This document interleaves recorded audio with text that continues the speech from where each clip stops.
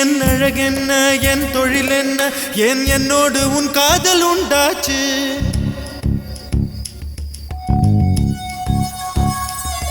என் அழகென்ன என் தொழில் என்ன ஏன் என்னோடு உன் காதல் உண்டாச்சு சிறு தண்ணீராய் நான் தவழ்ந்தேனே இதில் எப்போது மின்சாரம் உண்டாச்சு பெண்ணே